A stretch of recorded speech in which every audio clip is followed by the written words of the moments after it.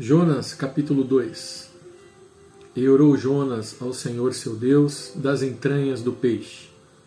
E disse: Na minha angústia clamei ao Senhor. E ele me respondeu: Do ventre do inferno gritei, e tu ouviste a minha oração, a minha voz. Então veja bem, aqui no versículo 2 do capítulo 2 diz o seguinte: que na angústia ele clamou ao Senhor. E ele, quando clamou, o Senhor respondeu a ele: Do ventre do inferno gritei, e tu ouviste a minha voz. Ou seja, ele já estava morto, ele morreu. Do ventre do inferno ele gritou ao Senhor. E o Senhor respondeu, o Senhor ouviu a sua voz. Por que eu estou trazendo esse texto hoje para você que está assistindo, ouvindo esta mensagem?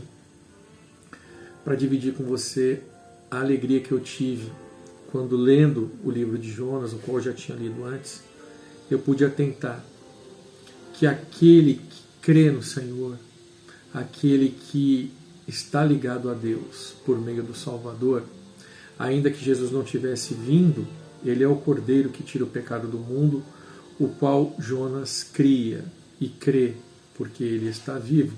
Mesmo já tendo morrido corporeamente, ele está vivo. Assim como diz no Evangelho de João, aquele que crê em mim, ainda que esteja morto, viverá. Aquele que crê em mim nunca morrerá. Para quem lê esse entendimento, fala, não, está se contradizendo de forma nenhuma. Ele está dizendo que o nosso corpo, ele morre.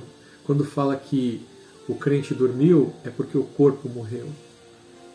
E antes de Jesus vir, quando se referia a inferno, haviam duas situações. Um local que era de consolo e um local que é de tormento. Quando Jesus morre e desce ao seio da terra, como diz a palavra, ele morreu e ao terceiro dia ele ressuscitou, como ele disse, destruam esse templo, em 3 dias eu reconstruo. Quando ele esteve lá, neste lugar, no inferno, ele levou cativo o cativeiro. Veja, aqueles que morrem sem crer em Jesus continuam no lugar de sofrimento, de tormento, de agonia. Mas quando ele desce ao inferno, ele leva o lugar de consolo, porque todos que morreram antes da vinda dele estavam aguardando nesse lugar de consolo, como ele diz na parábola do rico, de Lázaro, né? Quando Lázaro está com Abraão lá no lugar de consolo e o rico no lugar de tormento. O lugar de tormento continua lá. As pessoas que não creem nele aguardam lá até o dia do juízo. Mas todos aqueles que creem no Senhor, eles estão vivos, porque o que nos dá a condição de vida eterna é estarmos ligados a Deus por meio do Filho, que é Jesus, o Salvador, o Cordeiro de Deus que tira o pecado do mundo. Nele está a nossa alegria, a nossa esperança, a nossa salvação. A nossa riqueza não está nos bens que perecem, mas está na fé inabalável que Jesus Cristo, nosso Salvador, é o Filho de Deus.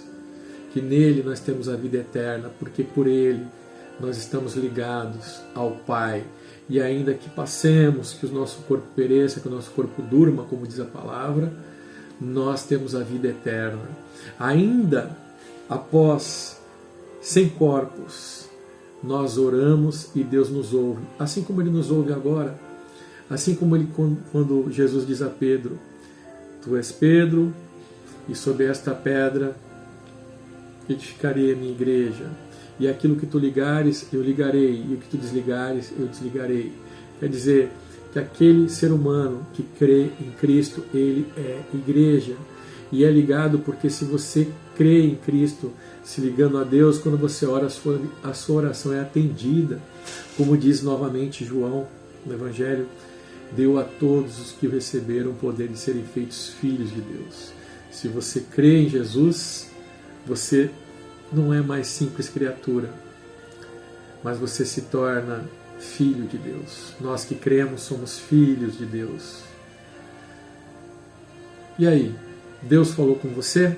Se falou, curta, comente, compartilhe.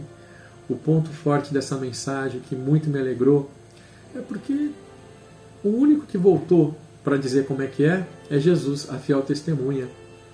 Aquele que diz que tanto há conforto como há castigo. Aquele que é fiel e verdadeiro. Aquele que está vivo, que é, que era e que há de vir, que voltará e que reinará. Leia, medite hoje, Mateus capítulo 5, as bem-aventuranças. Os mansos, os pacificadores, os pobres de espírito. Leia, seja bem-aventurado. Viva o projeto do Senhor para a sua vida. Você é a igreja. A igreja, ela não é o templo que foi destruído. Aquele templo que Tíoco Epifânio sacrificou uma porca no altar. Aquele templo que foi profanado. Não. O templo é você, como ele disse para a mulher samaritana. É chegado o tempo e é agora em que os verdadeiros adoradores adorarão o Pai em espírito e em verdade. Nós que cremos, nós somos o templo. É aqui que o anticristo vai querer sentar, querendo parecer Deus, mas ele não é. Não há outro lugar. Por isso que só há um que o opõe até que do meio que seja tirado. Somos nós, a igreja. Porque nós não reconhecemos outro que não seja, nós somos aqueles que guardam os mandamentos de Deus e a fé em Cristo. E quais são os mandamentos de Deus? Jesus falou: amar a Deus acima de todas as coisas e o próximo como a ti mesmo. Nisso está toda a lei e os profetas. Se você vive isso, você é o reino de Deus na terra. Ah, mas você sofre. Sofremos todos os dias, porque o último inimigo de Deus ainda não foi vencido. Será vencido quando ele voltar. Quando ele voltar, a palavra diz: o último inimigo de Deus foi vencido. Você sabe qual é o último inimigo de Deus? É a morte. Porque quando ele voltar, nós teremos corpos transformados. Aqueles que morreram em Cristo ressuscitarão primeiro. E depois os que estão vivos serão recolhidos, é o que se chama de arrebatamento, reunidos nos ares de uma outra extremidade dos céus. E teremos corpos transformados, glorificados. O Senhor enxugará os nossos olhos toda lágrima. Sabe por quê? O que te faz chorar, mesmo sendo um servo do Senhor, é o pecado. Nós estamos presos a esse corpo de pecado. E por quê? Porque Deus quer alcançar até o último escolhido.